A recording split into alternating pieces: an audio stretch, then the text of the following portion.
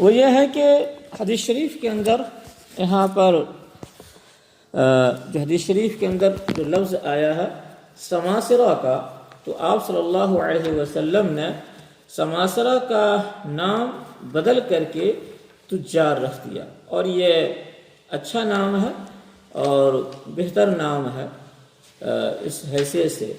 تو آپ صلی اللہ علیہ وسلم نام بدلا، اور پھر یا معاشرت تجار کہہ کر تجار نام آپ صلی اللہ علیہ وسلم نے دیا ہے۔ تو فقہی اعتبار سے یہاں پر اردو زبان میں ایجنٹ کہتے ہیں، یعنی عربی والے کہتے ہیں کہ الوکی بالعمولہ، اسی کو ایجنٹ کہتے ہیں، یعنی بائع مشتری کے درمیان، بیچنے والا خریدنے والے کے درمیان درمیانی آدمی جو ایجنٹ ہوتا ہے، اور جو دلال ہوتا ہے اور سامان کو فروخت کرواتا ہے، وہ آیا یہ پیشہ اختیار کرنا صحیح ہے کہ صحیح نہیں ہے؟ حدیث شریف سے معلوم ہوتا ہے یہ پیشہ اختیار کرنا صحیح ہے، درست ہے۔ تبھی تو آپ صلی اللہ علیہ وسلم نے گو کے نام تو بدل دیا لیکن منع نہیں کیا کہ یہ کام مت کرو۔ تو معلوم ہی ہوا کہ منع نہیں کیا کہ یہ کام کیا ہے، درست اور صحیح ہے۔ البتہ جہاں تک اجرت لینے کی بات ہے، کیا اجرت لینا صحیح ہے کہ صحیح نہیں ہے؟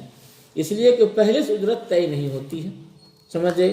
اگر طے ہوتی ہے تو فیصد میں طے ہوتی ہے، یعنی سامان اگر اتنے میں اگر بکا، مثال کے طور پر 2% میں لوں گا، بائع سے کہتا ہے کہ 2% میں تم سے لوں گا، تو اب جتنے میں فروخت ہوگا تو اس نفع کا 2% وہ لے گا، سمجھ جائیے۔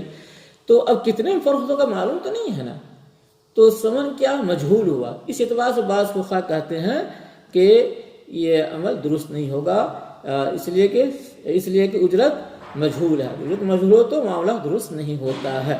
لیکن علامہ شامی اور بعض دوسرے فقہا نے کہا معاملہ درست ہے، اس لیے کہ اس وقت تو اجرت متعین نہیں ہے، لیکن قریب اجرت متعین ہو جائے گی۔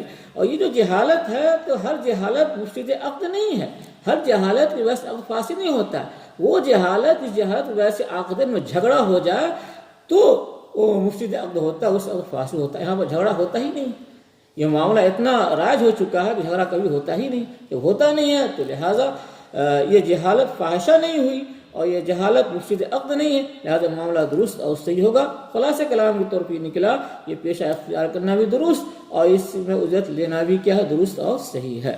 السلام علیکم ورحمۃ اللہ وبرکاتہ۔